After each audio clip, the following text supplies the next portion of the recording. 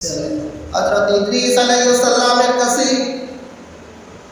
হযরত জিবরাইল আলাইহিস সালাম এসে ডাকতে বলেন, আল্লাহর নবী ইদ্রিস, ও ইদ্রিস,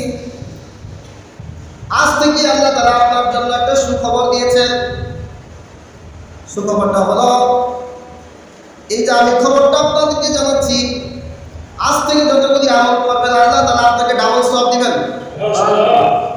এক দুজন সুবহানাল্লাহ বলছেন, আর বাকিগুলি পকেটে রেখে দেন, যখন নামাজ পড়ে যাবেন সুবহানাল্লাহ বলে বলবেন। ঠিক আছে, জোরে বলেন সুবহানাল্লাহ। আজ থেকে সওয়াব কত হবে? ডাবল। জিবরাইল আলাইহিস সালাম যখন এই কথা বললেন, আল্লাহ নবী ইদ্রিসের মুখ লেগে গেল। ও জিবরাইল, আজ থেকে যে ঘোষণাটা দিলা আমার বড় দুঃখ লাগছে। আমি জানতে চাই আমার হায়াত কত বছর আছে? তুমি তো যে অফার দিছো এটা হায়াতের ব্যবসা করেছে, তাই না? লেখাপড়া করলে হায়াত লিখবো না? এখন হায়াত কতটুকু আছে এটা জানতে হবে। কি বলেন? হায়াত কত বছর আছে আমি জানি না। তুমি যদি চাও জিবরাইলের বলিয়া ইদ্রিস আলাইহিস সালাম সুপারিশ চায়, ও জিবরাইল,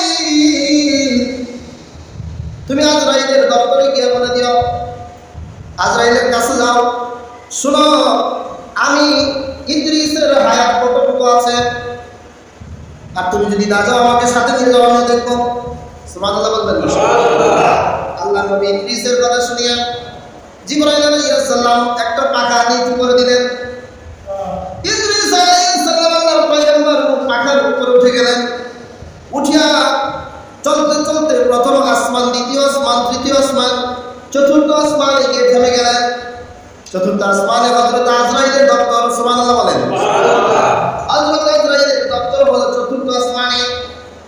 আজরাইল আলাইহিস সালাম বসে আছেন, খুব ব্যস্ত বসে আছেন। জিবরাইল আলাইহিস সালাম ইদ্রিসকে ডেকে বলে, ইদ্রিস, ও আল্লাহর নবী, আপনি আগে সামনে গিয়ে যায়েন না, আপনি আজরাইলের সিংহাসনের পিছে দাঁড়ায় থাকেন, আমি পরিবেশটা দেখি।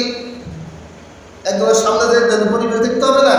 ব্যক্তিটা কেমন, মেজাজটা প্রচুর না নরম, ব্যক্তির নিয়ে যাওয়া যাবে কিনা, তাই না? ওরকম একটা পরিবেশ জানে করে ঢুকতে হয়। জিবরাইল আলাইহিস সালাম